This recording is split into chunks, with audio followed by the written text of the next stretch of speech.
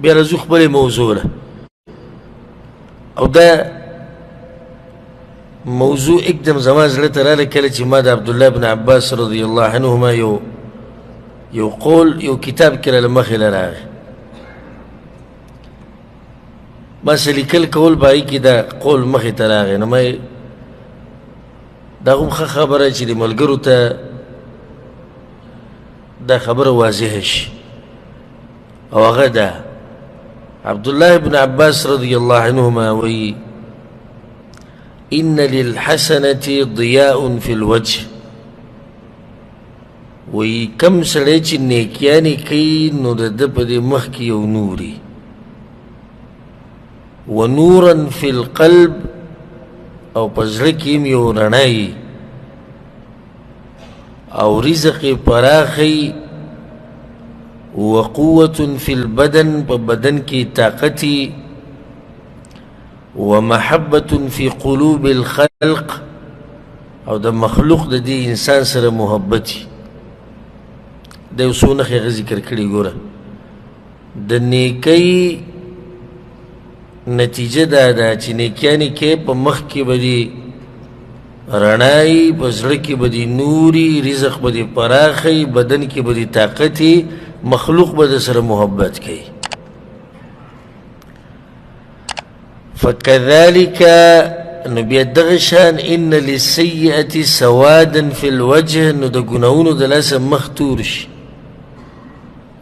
مخ تورېدو ګوره دا مطلب نه چې یعنې رنګ یې داسې تور شي لکه تور رنګ والی شي نه هغه توروالی د ګناهونو وي وظلمة فی القلب او په زړه کې توروالی ووهنا فی البدن او بدن کمزوری شي ونقصا فی الرزق او رزق کې کمی راشي او د خلکو په زړونو کې د دې سړي سره بغض او دشمني د یو څو خبرې عبدالله بن عباس کړي دي خو ډېرې ناشنا خبرې کړي دي نیکي څه اثري او د بدۍ څه اثري هغه مختصر بیان کړي موږ به خبره د دې بدیانو مبارکې کوو او د ګناهونو مبارکې به کوو وجه دا ده چې ګناهونه نن سبا ډېر شوي دي نیکیانې خو ځان له یو موضوع د نیکیانې کول او نیک عمل کول خو بدیانې ډېرې شوي دي خو شاته چې نظر وچوللی که نه فتنې دي او ګناهونه دي داسې خلک شته چې دا ګناه وکړي او څه پروا هم نشته مړه ګناه وشوه خبره ختمه شوه نه دا ګناه یو اثر پرېږدي لازم به دا یو اثر پرېږدي ګورې چې معمولي خبره نه چې تا ګناه وکړه د الله نافرماني دې وکړه او خبره ختمه شوه د پیغمبر خبره دې ونه منله خبره ختمه شوه نه خبره ختمه نه شوه د دې یو اثر دی چې هغه کیدی شي دغه وخت کې راښکاره شي کیدی شي وروسته راښکاره شي او یا به په آخرت کې راښکاره شي خو یو ځای کې به راښکاره کېږي ولله المثل الاعلى الله خو اوچت مثال دی خو هسې د واضح کولو لپاره د خبره او مثال بیانومه یو سړی په یو کمپنۍ کې کار کوي په یو ځای کې کار کوي او دته د کمپنۍ هغه مشر دغه ځي مشر دغه فیکټرۍ مشر هغه ورته ووایي چې دا کار به نه کوې دا به کوې دوی مړه داسې غټه خبره خو نه ده کم کار نه چې منع کړی و هغه یې وکړو او د کمې چې ورته ویلو هغه یې ونه کړو دا کار د نافرماني د دې مشر د اسې نه ځي نو کیدی شي چې تنخواه راتلو وخت کې دې دا کټ کړي ته دا کار نه کړی پیسې و دې کټ کړي او کیدی شي دې بلکل د دې کمپنۍ نه وباسي او کیدی شي دا اثر یې چې دته بیا په دې کمپنۍ کې ترقي نه میلاویږي مخکې نه ځي څه نه څه اثر خو د دې کار شته که نه دا خو هسې هغه دنیوي مثال دی نور دنیا بس یو مثال به یې خو چې یو دینداري او د دین طرف ته راشي نو چې ته ګناهونه کوې ستا څه خیال دی چې دا خبره دغه شان پاتې شوه د دې به څه اثر نه وي اثر یې شته یا اوس راښکاره کېږي یا وروسته راښکاره کېږي ستا په دې ژوند کې یا په آخرت کې راښکاره کېږي او زما دې خبرو کې نن چې د کومې خبرې کوم د زړه د کومې نه دي کې به سوچ وکئ چې ګناهونه څنګه تباهي راولي په ژوند کې. اکثر ملګري ډېر چې دی هغه د شکایت راوړي چې رزق کې تنګسیا ده او جسم مې داسې ده او پلانی کار داسې ده او پلانی داسې دی، د هغه ډېرو جواب به د ننني بیان کې تاسو ته میلاو شي. حاصل د خبرې دا شو چې ګناهونه دا اثر لري. د ګناهونو یو تیاره ده، هغه په دې مخ راشي، په دې بدن راشي، هغه په دې زړه باندې راشي. او حدیث کې دا دی رسول صلی الله علیه وسلم وایي چې کله یو انسان ګناه وکړي نکتت نکته سوداء فی قلبه، د ده په زړه کې یو ټک تور ټک پکې وشي معمولي، نو که چېرته د توبه وویسته او دغه ګناه یې پرېښوده د هغې ختمېدو خو اسان یې، خو هسې معمولي غوندې ټک یې بس ختم شي. که چېرته دی پسې بله ګناه وکړي لږ توروالی لږ نور شي، بیا بله بیا بله بیا بله تر دې چې د ده د زړه ټول تک تور شي او زنګ شي، د زړه زنګ شي، بند شي، ټاله شي. د ټولو خبرو د الله په قرآن کې اشاره کړې ده. الله عذابونه او سزاګانې دا په یو طریقه باندې نه دي. یو سزا چې الله یې ورکوي هغه دا دی چې د انسان د زړه زنګ کې زنګ، کلا بل ران على قلوبهم. الله وایي دوی چې دا حق نه مني که نه، زړونه یې زنګ شوي دي. ختم الله على قلوبهم وسمعهم وابصارهم وعلى ابصارهم غشاوه. الله مهر و په زړونو دوی باندې یو مهر لګولی ومي، او دغه شان دلته د زړه تورېده. افلا يتدبرون القرآن ام على قلوب اقفالها، ټاله ورته هم الله لګوي. نو یا زړه تورېده، یا زنګېده زنګ کېده، او یا مهر لګېده، او یا ټاله لګېده. والله د دې عذابونو نه موږ بچ کړي. دا سخت عذاب دی چې زړه دله ختم کړي. بدن ختمېده هېڅ خبره نه ده. یو سړی په کټ کې پروت دی، بدن یې ریږي او ختمیږي او دوړېږي، او زړه یې ژوندی دی. دا سړی په اوچت نعمت کې دی. یو سړی روغ رمټ ګرځي، کته ځي او برځي او چغې وایي او منډې وایي دنیا لپاره، او زړه یې ختم دی. دی په غټ عذاب کې پروت دی. نو رسول صلی الله علیه وسلم وایي دا زړه چې کله تور شي نو دی داسې شي لکه ګیلاس چې الټه کېدی، هغه سر دی ولا کته کو، کته حصه دی ولا بره کړه، نو دغه شان دا زړه شي. دته بیا ښه کار بد ښکاري او بد ورته هغه ورته ښه ښکاري. ګناهونه ورته ښه ښکاري او ښه کار ورته ګناه ښکاري او ورته غلط کار ښکاري. په یې پورې خاندي. ګناهونه چابي ده د دې مصیبتونو او د دې هر څه د کوم چې په انسان باندې راځي د دې چابي ده. سړی چې دا خبره کوم ځای کې د دې چابي ده، دا په قرآن کې الله سبحانه وتعالی کړې ده.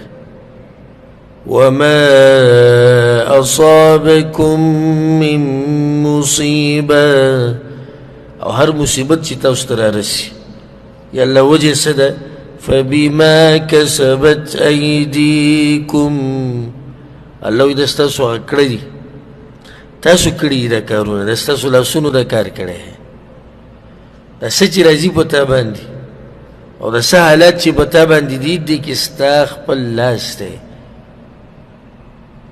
وبل ځای کې الله وایي وما أصابك من سيئة فمن نفسك، الله وایي که څه غمونه د باندې راځي، څه تکلیفونه د باندې راځي، فمن نفسک، دا ستا د خپل ځان د طرف نه دا کار دی. الله چا باندې هسې داسې څه نه راولي. وبل ځای کې ښه واضحه ومن أعرض عن ذکري، او چا چې مخ واړو الله وایي زما د دین نه. مخ اړول د دین نه دا نه لازم چې ته به ووایي چې زه دین نه منمه. نه یو سړی قرآن نه مخ واړی عمل پرې نه کوي، حدیثو نه مخ واړو عمل پرې نه کوي، د الله د احکاماتو مطابق ژوند نه تېروي فإن له معيشة ضنكا الله وی تنگ ژوند ولا زه ورکوم نو دا ژوند تنگ شو د څه د لاسه د اعراض د لاسه چې هغه د کړی د الله د دین نه هغې د لاسه ژوند تنگ شو ضنکا زړه یې تنګي بدن یې تنګي د هر څه پرې را تنګ شي دې ګناهونو د لاسه یعنې شرطیاً یو کروڑپتی لکپتی انسان په زور راځي چې بېدینې او د ده نه تپوس کوو چې ته به دومره مال کې خوشحاله یې او که نه بیا د جواب ته واوره او یو غریب انسان په زو چې هغه دیندار دی د ده نه تپوس کوو په دې غربت کې ته خوشحاله یې او که نه دا غریب سړی د خپل ایمان سره په دې غربت کې خوشحاله وي هغه مالدار سړی په دې خپله مالدارۍ کې دی د غمونو نه ډک ژوند هغه وجه ګناهونه دي د الله نافرماني زما دې خبرې ته غوږ کولو کې د الله نافرماني ذلت دی ذلت دی په ژوند کې په زندګۍ کې ذلیله به ګرځي عمر له چې کله د الله سبحانه وتعالی خبره دې نه منله پردې به د نه اوچتې شي پردې الله ګوره موږ پټ کړي وو په موږ یې پردې راچوري دا پردې اوچتېږي هله چې کله ګناهونه ډېر شي یو فایده ته ذکر کوم آدم علیه السلام ته الله ویلي وي ونې ته به نږدې نه ورسي شیطان دوکه کو وسوسې ورته واچولې او ونې له ورغی الله وی بدت لهما سوآتهما ښکاره شو عورتونه د هغوی په عورتونو له پاسه پرده پرته وه هغه عورتونه هله ښکاره شو چې کله آدم علیه السلام هغه ونې ته نږدې شو د کمې ونې نه چې الله سبحانه وتعالی منع کړی دا خو آدم علیه السلام خطا تې وشوه شیطان ورته قسمونه وخوړو او په هغې کې راغی خو د زما ستا د کوم ګناهونه چې دی چې موږ لګیا یو د سهار نه ماښام پورې دا به په موږ باندې کومه پرده پرېږدي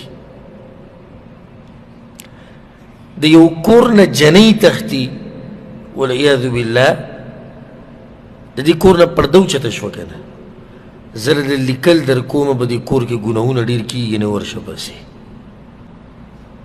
یو سړی وشرمېدو د ښځې د لاسه زه د لیکل در کوم دا سړی ګناهګار دی ورشه ویې ګوره یو سړی وشرمېدو په لور باندې یو سړی وشرمېدو په زوی باندې د یو سړي عزت خراب شو ټولو په مخ کې د ټولو وجه دا پرده چې ته اوچته شو د ګناهونه دي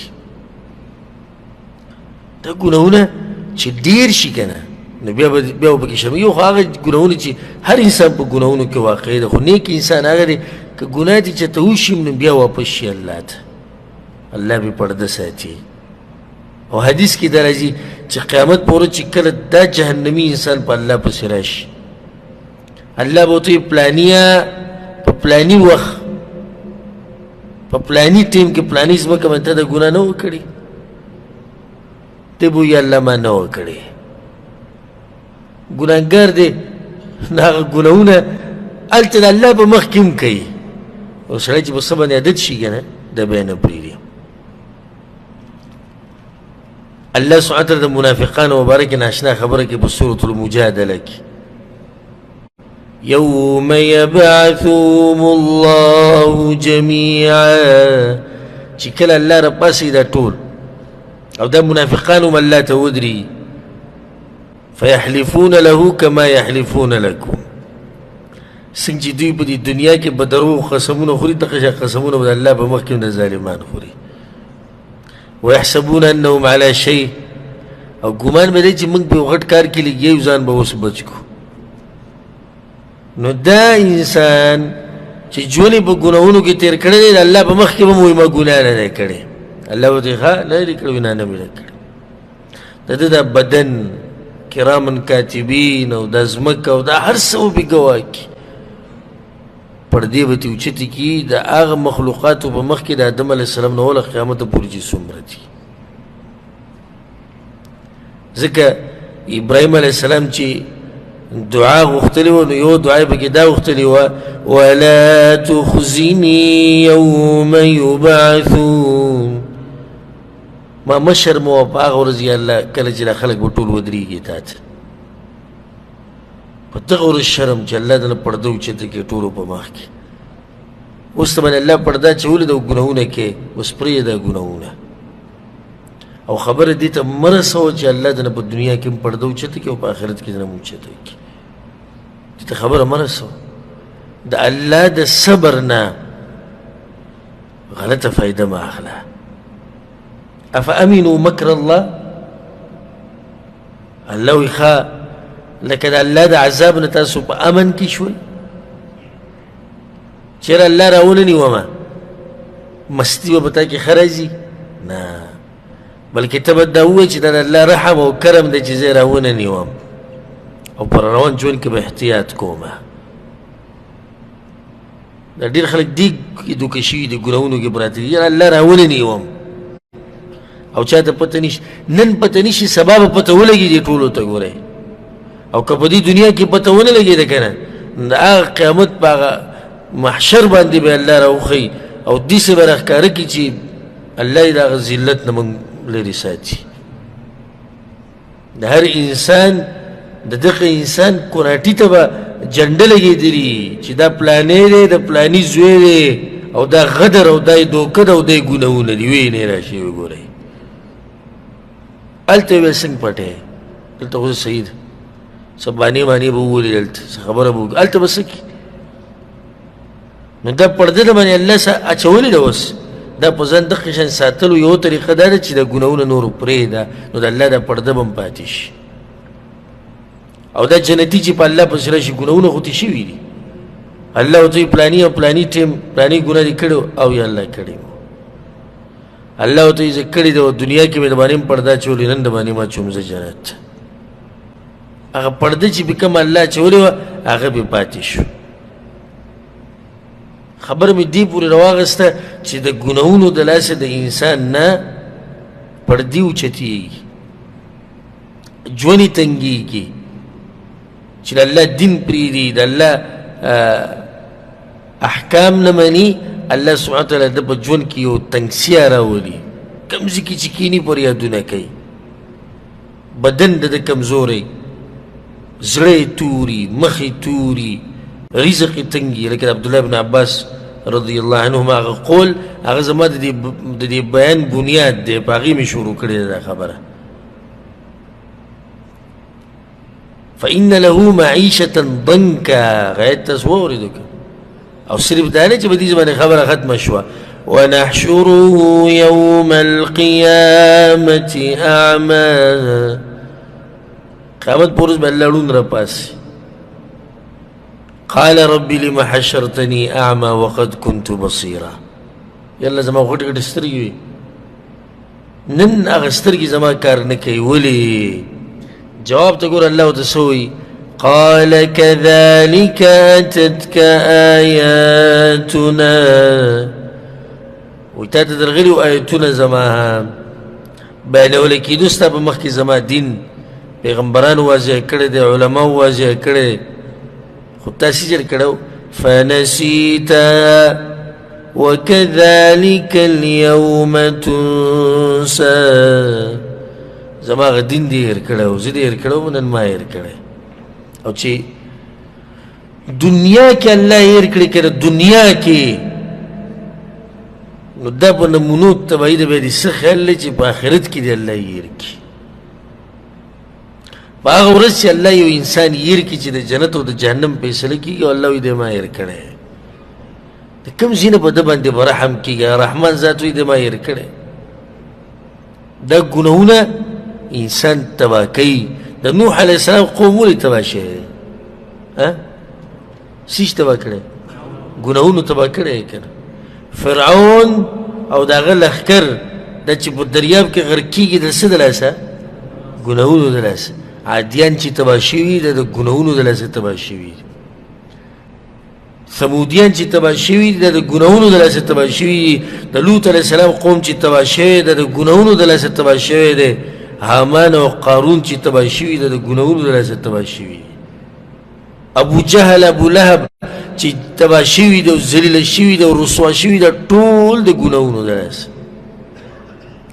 سله اشنا خبره الله سبحانه وتعالی په قرآن کې کړې ده فکلا اخذنا بذنبه. الله وی هر یو ګوره ما په ګناه کې رانیولی داسې مې نه رانیولی. فمنهم من ارسلنا عليه حاصبا په بعضو مې د کاڼو باران کړی ومنهم من اخذته الصيحه په بعضو باندې چغه راغلې وه ومنهم من خسفنا به الارض بعض مې په ځمکه کې ننویستي دي ومنهم من اغرقنا او بعض مې چې دی نو په اوبو کې غرق کړي دي او تباه کړي مې دي او وژلي مې دي.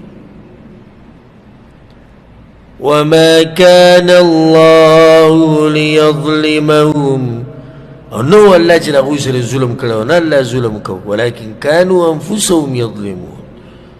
هغوی د خپلو ځانونو سره ظلم کړی د دې ګناهونو د لاسه. هغه ګناهونو د لاسه تباه شوي. ما ورته د فرعون قصه بار بار اورو خو څه تبدیلي په ما ورته کې رانوسته. د سمودیانو قصه چې واورو د عادیانو توبه یا الله توبه استغفر الله استغفر الله وسله بې دینه خلک تېر شوي دي په دې ځمکه باندې. صحیح ده خو ته خو ترې فایده واخله که نه. دا سمودیان ولې تباه شوي دي؟ د الله یې نه ده منلې ځکه تباه شوي. ته د الله نه منې نو ته به څنګه پاتې شي؟ خو یو شی دی نو دا فرق کله کېدی شي چې ګناه په څومره درجه کې ده او د عذاب به کمي که ډېر به هغه جدا مسله ده. خو موږ عامه د ګناه خبره کوو د الله نافرماني. د الله نافرماني هغوی کړي د تباه شوي. د الله نافرماني ته کوې ته به هم تباه کېږي. هغه تباهي که په دنیا کې او هغه تباهي که په آخرت کې. کورونه زمونږ ګډوډ شوي ده د ګناهونو د لاسه. د کورونه ورانېده دا هم د ګناهونو د لاسه. د کورونو کې دننه د ښځې او د خاوند په منځ کې جګړې راتله دا هم د ګناهونو د لاسه. د طلاق و مسلې ډېرېده دا د ګناهونو د لاسه. د پلار د بچو سره نه لګېده د بچو د پلار سره نه لګېده دا د ګناهونو د لاسه. رور د رور سره نه لګي خور د خور سره نه لګي د خپلوانو د یو بل سره نه لګي دا ټول د ګناهونو د لاسه. ګناهونو غټ اثر یې ګورئ.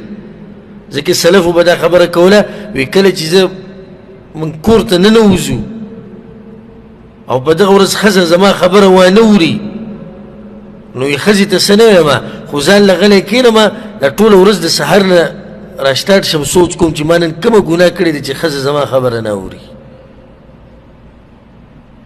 داسې ژوند او سوچ پکار دی. ښځه ولې زما خبره نه اوري؟ څه چل دی اخر ګناهونه دي د پکې. زما بچي ولې زما خبره نه اوري؟ ګناهونو د لاسه نه اوري. زما د رونو سره رورولي کمزوري کېږي د خپلوانو سره خپلولي کمزوري کېږي یوازې پاتې شوم د ګناهونو د لاسه. دې ګناهونو اثر یې ګورئ. څه معمولي خبره تا ګناه وکړه خبره ختمه شو. نو د کورونو چې تاسو کوم نن سبا اینئ او په دې کورونو کې کوم حالات روان دي زه د په الله قسم خورم د الله په کور کې ما ته چې کمې مسلې او څومره تپوسونه راځي په دې کې نیم تپوسونه 50% تپوسونه هغه د کور مسایل دي ټول. ښځه وایي زما سره د خاوند نه لګي خاوند وایي زما د ښځې سره نه لګي مور پلار وایي د بچي را سره نه لګي بچی وایي د مور پلار را سره نه لګي دی وایي ښځه طلاقومه هغه وایي ما مه طلاقوه ښځه وایي زه طلاق غواړمه خاوند وایي زه یې نه طلاقومه 50% مسلې چې ما ته راځي هغه هم دغه مسلې دي. دې وجه ګناهونه دي. د دې وجه ګناهونه دي. ظهر الفساد في البر والبحر. الله وی فساد ښکاره شو په وچه کې په لمده کې بما کسبت ایدي الناس. د خلکو چې څه کړي د هغې د لاسه لیذیقهم بعض الذي عملوا. دا څه چې د دوی سره کېږي الله وی دا هغه څه دي چې دوی کړي دي بعض الذي عملوا. او د الله رحم ته وګوره بعض الذي عملوا لکه دغه باز بدله ده ستا نور که الله بلکل موږ له هغه سره کوله چې د څه موږ حقدار یو که نه بیا به سره پاتې شوی نه ځمکې به دې مخ باندې دا هم د الله رحم دی. د دې ګناهونو د لاسه هغه نیکان خلک چې کوم موږ سره دي هغه به کیم تباه شي. ام سلمه رضی الله عنها وایي چې ما د رسول صلی الله علیه وسلم نه دا خبره اورېدلې وه. امام احمد او امام طبراني دا روایت راوړی دی او صحیح حدیث. اذا ظهرت المعاصي دې ته غوږ کېږدئ کله چې ګناهونه ډېر شو فی امتي زما په امت کې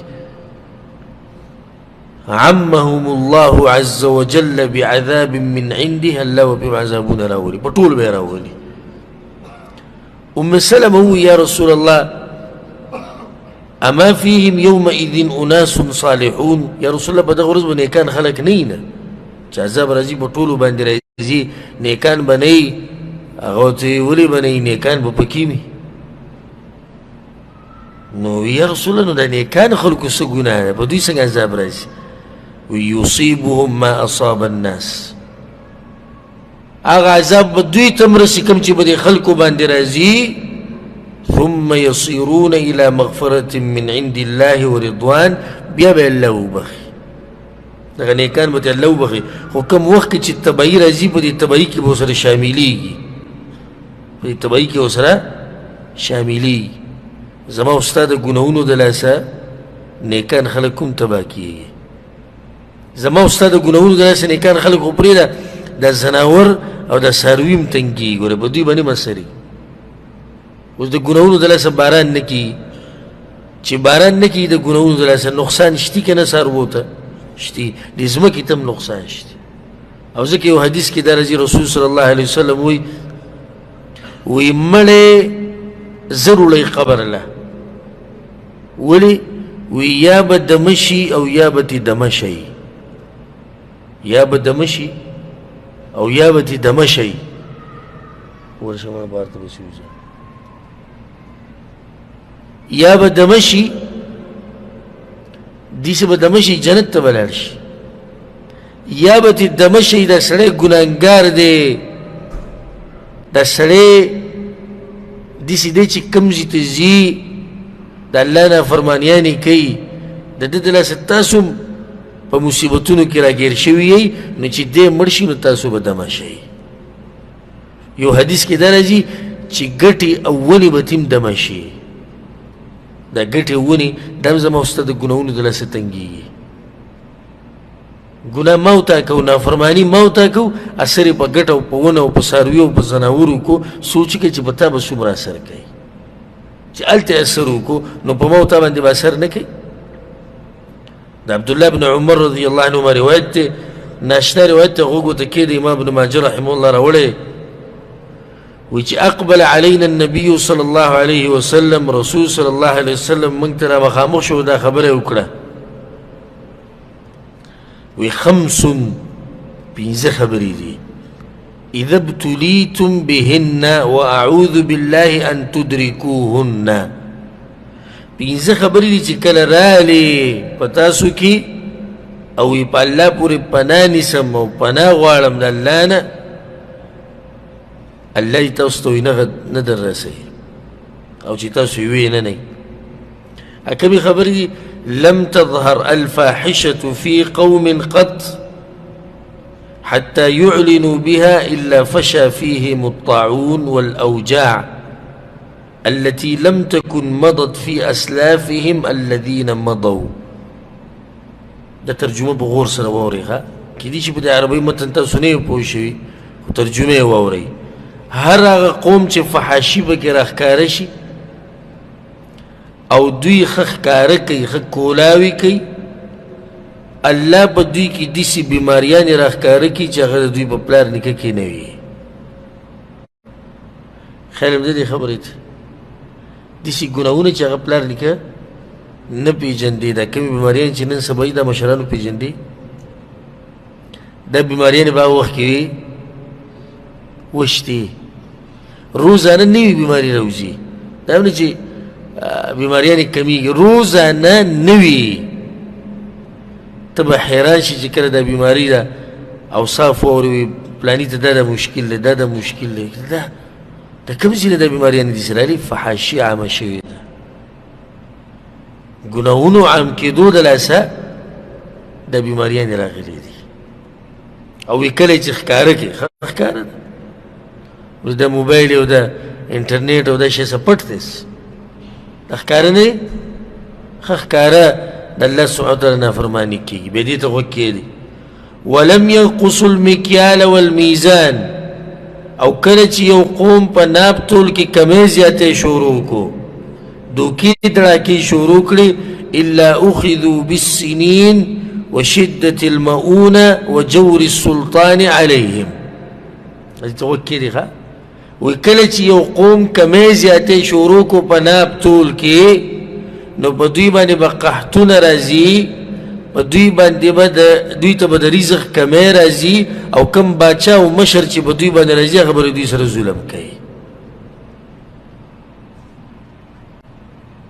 مشر او باچا چې به کم ټاکلی کېږي هغه به ظالمي د دوی حقونه به خوري د دوی حق به دوی له نه ورکوي رزق به یې تنګېږي قحطونه به پرې راځي فصلونه به یې خرابېږي دا څه دلاسه د کومې ګناه دلاسه ناب تول کې کمې زیاتې چې نن سبا عام دي ولم يمنعوا زکاة اموالهم او کله چې دوی منع کو زکات یې نه ورکو الا منعوا القطر من السماء الله به باران بالکل بند کړي سوال په زړه کې دا راځي چې ډېر قومونه خو اوس هم زکات نه ورکوي او الله باران راوروي نو دا څه مطلب شو همدغه کې مخکې رسول صلی الله علیه وسلم وایي ولولا البهائم لم یمطروا او که چېرته د څاروي نه باران پرې نه کېږي دا چې پې کېږي هم د څارویو د لاسه کېږي د دې ځناورو د لاسه کېږي ولم ينقضوا عهد الله وعهد رسوله او چې کله دوی هغه لوزونه مات کړي چې کومې د الله سره کړي د الله د پیغمبر سره کړي او نافرمانی شروع کړي د الله او د الله د پیغمبر الله به د بهر نه یو دشمن مسلط کړي الله به یو دشمن مسلط کړي او چې کله د دې مسلمانانو مشرانو فیصلې د الله په کتاب باندې نه کولې الله سبحانه وتعالی به د مسلمانانو په یو بل کې وخلای دا پنځه خبرې رسول صلی الله علیه وسلم ذکر کړي ټول ګناهونه دي ټول څه دي ګناهونه دي او بیا په کتاب سوچ کوئ چې د ګناهونو د لاسه الله سبحانه وتعالی څنګه سزاګانې ورکوي دوی وكتبنا له في الألواح من كل شيء موعظة الله د موسی علیه السلام مبارک وي ما ولوي تختې ورکړي تختونه مراد څه دی تورات دی کتاب ول الله ورکړو الله وي په هغې کې نصیحتونه موږ لیکلي وو او نصیحتونه مو ورکړي ښه بعض مفسرین ذکر کوي وي هغه نصیحتونه څه وو هغه ډېر اوږده نصیحتونه دي خو په هغې کې دا خبره لیکلې وه او دا ورته ویلی شوي وو چې ای موسی علیه السلام ووایه دې خلکو ته چې زما بندګي دې کوي ما سره دې شریک نه جوړئ او که چېرته ما سره یې شریکان جوړ کړو نو دا خبره د دې زما د غضب سبب دی او لعنت به زه به د خلکو باندې ویمه مخکې بیا هغه اوږدې خبرې د مفسرینو لیکلي دي یو یې پکې دا لیکلی ده چې ای موسی دې خلکو ته دا ووایه چې زما نافرماني نه کوي او که چېرته زما نافرماني شروع کړه نو زه به د خپل نعمتونه بند کړمه زه به د خپل نعمتونه دا به بند کړمه دا ښه واضح دی چې د نعمتونو د بندېدو وجه هغه څه ده هغه د ګناهونه دي د انسانان ټول یو شان نه دي کوم چې ګناهګار دي الله د ډېرو نعمتونو نه محرومه کړي او کوم چې مؤمنان دي دینداره الله سبحانه وتعالی هغوی له پراخه نعمتونه ورکړي دي د دې ګناهونو د لاسه زمونږ بدنونه کمزوري کېږي څنګه بدنونه کمزوري کېږي حدیث تاسو ته معلوم دی سهار مانځه هغه ذهن کې م راځي بل زما بیان کړی څه و نه او چې ونه کې سستی به یې د ده په بدن کې دا دلیل دی په دې باندې چې ګناهونه کې نو ستا په بدن کې به نقصان وي. کوم سړی چې سهار لمونځ ونه کړي رسول الله صلی الله علیه وسلم وایي د ده په بدن کې څه د ده په بدن کې سستی، خبیث النفس، کسلان، په بدن کې سستی، دردونه، د هېڅ کار نه یعنی یو مونځ پرېښوده په تا کې دا فرق راولي چې یو سړی سهار نه د شپې پورې ټول ورځ او شپه په ګناهونو کې اړي، د ده په بدن به څه حالي، د ده بدن به خرابېږي او که نه. ښه دا خو د بدن مسله شوه. یو عبدالله بن مسعود رضی الله عنه وی یو کس پر رسول الله پسې راغی وی یا رسول الله هغه پلانې نه دی وی نام لیلة حتى اصبح، طول شپه اوږده و تهجد لپاره نسید. وی ذاک رجل بال الشیطان فی اذنیه، وی دا خو هغه سړی دی چې شیطان د ده په غوږونو کې میچازي کړي. نو چې شیطان په غوږونو کې میچازي وکړي ته د دومره عبادت نه منع کړي، تهجدو ته د پاڅېدو توفیق تا ته نه میلاوي، دا د ګناهونو اثرات دي. د ګناهونو د لاسه په رزق کې کمی راځي. اکثر خلک زما خوا ته راځي وظیفه راکړه زما رزق کمزوری. رزق ولې کمزوری دی؟ حدیث ته غوږ کېده، امام ابن ماجه رحمه الله راوړی. ثوبان رضی الله عنه وی ان الرجل ليحرم الرزق بالذنب يصيبه، وی کله کله یو انسان د رزق نه محروم شي د څه د لاسه؟ د یو ګناه د لاسه. که تاسو دا غواړئ چې ستاسو د رزقونه پراخه شي که نه او الله دله پراخه رزق درکړي نو ګناهونه به پرېږدئ. ښه بیا دې ته ګورئ د ګناهونو د لاسه به خلک تا سره بغض کوي او محبت په ده سره نه کوي. حدیث کې دا راځي په صحیح بخاري صحیح مسلم کې دا حدیث دی. رسول صلی الله علیه وسلم وی ان الله اذا احب عبدا دعا جبریل، کله چې الله د یو بنده سره محبت کوي جبریل علیه السلام ته آواز وکړي ورته وایي انی احب فلانا فاحبه، زه د پلاني سره محبت کوم نو ته ورسره هم کوه. وی فیحبه جبریل، نو جبریل علیه السلام د دغه انسان سره محبت شروع کړي. بیا هغه په اسمان کې اعلان وکړي د نورو ملایکو ته الله ګوره د پلاني سره محبت کوي تاسو ورسره هم کوئ. فیحبه اهل السماء، اسمانونو والم بیا د دې سړي سره محبت کوي. ثم يوضع له القبول في الارض، بیا د دې سړي دپاره الله د دې مسلمانانو په زړونو کې محبت پیدا کړي.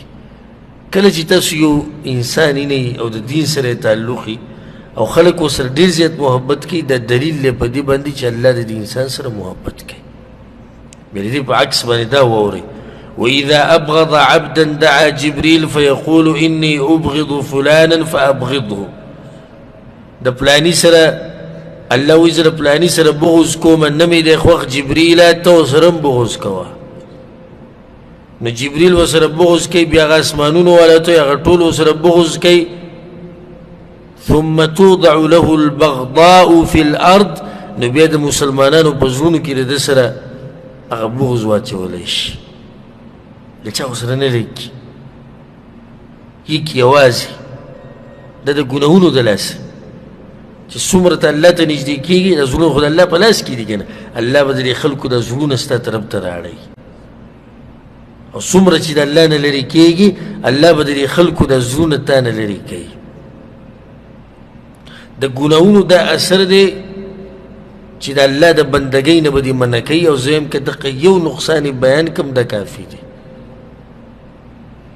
مخکې حدیث تیر شو که نه مانځه دله پانسید تهجدله، شیطانو د بغوږ کې میچازي کړی وجه دا و چې د ګناهونه کړي وو، دا کافي نه ده.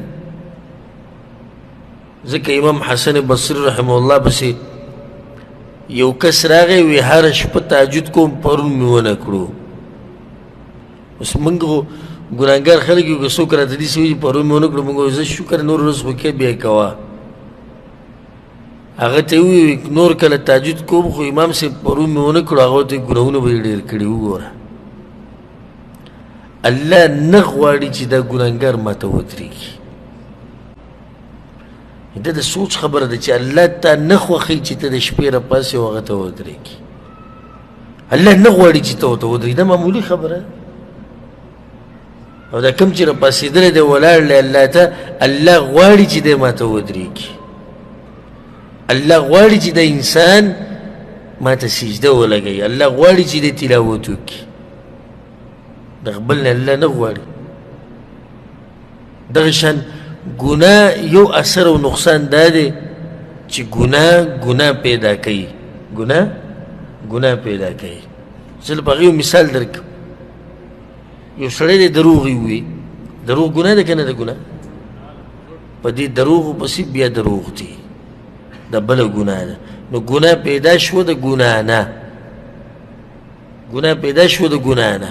ښه، نن سبا خو دا موبایل او انټرنېټ ډېر دی، په دې به مثال وکړو چې خبره ښه واضح شي. ټوله شپه یو سړی ناست موبایل ته، په دې کې چې هر څه ګوري دا یو ګناه ده. دا ګناه بچی راوړي. هغه ګناه دا ده چې تا د تهجد نه منع کوي. بچی دا شو چې ته د څه نه منع کړي؟ د تهجد نه. ښه صحیح شو، سړی خو تهجد خو مستحب دي، څه واجب خو نه دي، نو څنګه ته دې ته ګناه وایې؟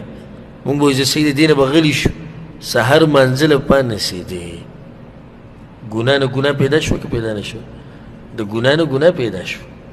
ستا د ګناه د موبایل د کتو نه شپې ناوخته پورې او په هغې کې چې بیا څه کتلي دي هغه بیا جدا مسله ده. هغه ګناه نه دا ګناه پیدا شوه چې سهار منزله پانسېدې او بیا دې سزا، دا بیا تفصیلي مسله ده. لنډه ده چې ګناهونه د انسان بیخ بنیاد وباسي. ګناهونو یوه تیاره ده چې هغه د ژوند ټول تیاره کوي. الله سبحانه وتعالی په قرآن کې حال بیان کړی د ګناهګارو او د هغه انسانانو چې هغه دینداره دي. للذین احسنوا الحسنى وزیاده. کم خلک چې نیکیانې کوي الله وایي زه به جنت ورکوم، وزیاده، او زیادت دې ته وایي حدیث کې راغلي چې د الله دیدن به ورته نصیب کړي. ولا يرهق وجوههم قتر ولا ذله. الله وایي په مخ به نه توروالی راځي او نه به ذلت راځي. یا الله ولي اولئک اصحاب الجنه، دا خو جنتیان دي، په جنتیانو او ذلت نه راځي. والذین کسبوا السیئات، او څوک چې په ګناهونو کې پراته دي د وکې دي. وترهقهم ذله، د مخکې جزاء سیئات بمثلها وترهقهم ذله، دوی به په ذلت کې پټي. ما لهم من الله من عاصم، څوک به نه چې د الله نه یې بچ کړي. دا مخونه به یې داسې توري د ګناهونو د لاسه كأنما أغشيت وجوههم قطعا من الليل مظلما. الله وایي دا مخونه به یې داسې توري لکه ته چې د شپې د تورو تیارو ته ګورې، دغه شان به دا مخ توري.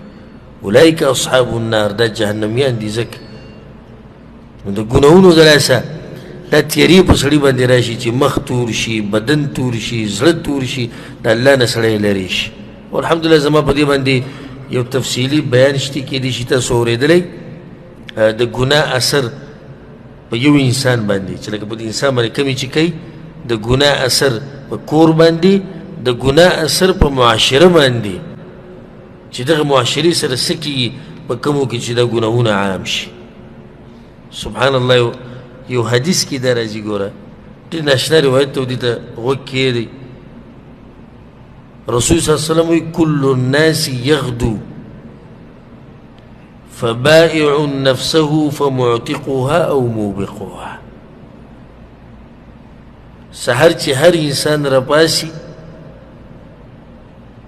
نو دی د خپل نفس خرڅوي، یا یې آزاد کړي د جهنم نه او یا یې تباه کړي په جهنم کې.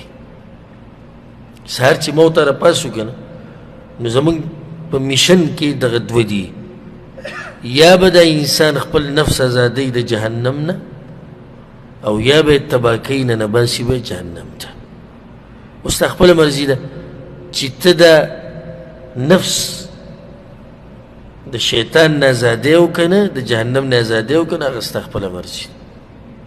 خو بعض هغه دي چې د الله د بندګۍ نه ازادوي، نو داسې خو نشي کېدی چې د الله د بندګۍ نه به ازاد کړي نو ازاد به ګرځي د الله د بندګۍ نه چې د ازاد کړو نو د شیطان بندګي به بیا کوي او جهنم ته دې ور واچو چې دې ځینې دې ازاد کړو د الله سزا ده ورکوي چې کله د الله نه تښتي که نه د الله نه نو د مخلوقاتو په بندګۍ کې به دې نښلی او چې کله دې صرف د رابطه د رب العالمین سره وه یوازې د هغه سره دې رابطه وه نو بیا به د الله سبحانه وتعالی بل چاته نه پرېږدي زما ټولو ورونو ته او خویندو ته او ملګرو ته د زړه د کومې نه دا نصیحت ته اگر که دا نصیحت داسې عارضي غونته کې مخې ته راغی او دغې د لاسه چې ما د عبدالله بن عباس رضی الله عنهما دا قول یو کتاب کې مخې ته راغی نه ما وایي چې د ملګرو ته د دې ګناهونو مبارکې نصیحت وکړو نو دا زړه ته دا خبرې کوزې کوي او دا ګناهونه ټول پرېږدي خصوصا دا نوی کال شروع شو د محرم میاشت ده او بیا الحمدلله نن روژه مو ونیوی شو تیر شوي کال ګناهونه به د الله وبخي ته یو نوی ژوند شروع کړه دا نه چې روژه دې مو ونیوه او کال هم نوی شروع شو حال ستا حق دی هغه کوم چې پوخانی و نو هېڅ تبدیلي په تا کې رانله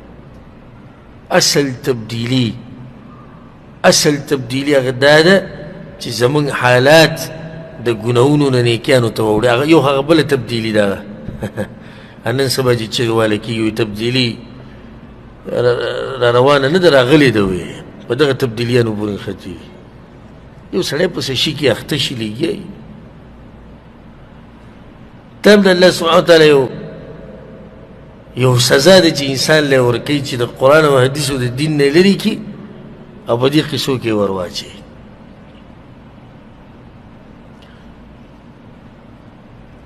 ویډیو هم کته پرون نو څه کسان پکې لګیا دي څه پروګرامونه یې کړي دي په خوشحالۍ کې او څوک مټیانې تقسیموي او څوک ګډانه لالي او څوک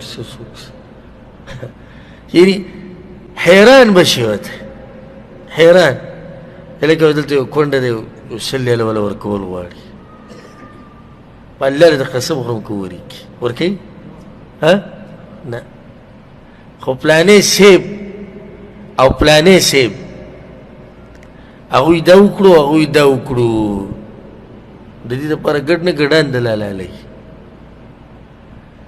ته هم د ګناهونو اثرات دي چې الله ته د دې توفیق تعالی الله نه درکوي چې ته په دین کې خرچه وکړي خبره مې د تبدیلۍ سره راله مخې ته چې اصل تبدیلي دا ده چې زما او ستا حالات بدل شي د ګناهونو نه نیکیانو ته هله به زما او ستا د ملک هم برابر شي په دې د قسم خورو چې ملک به برابر شي ملک هغه یو څو وجې ما ذکر کړي 15 خبرې رسول سم ذکر کړي همدغه مشکلات دي موږ ته د هغې وجې م رسول سم ذکر کړه دغه ګناهونه پرېږده دا ملک برابرېږي که نه برابرېږي بیا ماته ووایه دا ګناهونه پرېږدئ تاسو دا مشران برابرېږي که نه برابرېږي بیا ماته ووایه دا ګناهونه پرېږدئ ستا د ژوند دا مشکلات ختمېږي او که نه بیا ووایه الله سبحانه وتعالی دې زموږ په ژوند کې دغه تبدیلي راولي الله سبحانه وتعالی دې موږ د ګناهونو نه لرې ساتي او الله سبحانه وتعالی موږ له توفیق راکړي چې موږ توبه وباسو خالص توبه وباسو الله سبحانه وتعالی څنګه چې په دې مبارک جمعات کې موږ یو ځای کړي یو دغه شان د الله سبحانه وتعالی موږ په جنت الفردوس کې یو ځای کړي هذا والله اعلم وصلى الله وسلم على نبينا محمد وعلى آله وصحبه أجمعين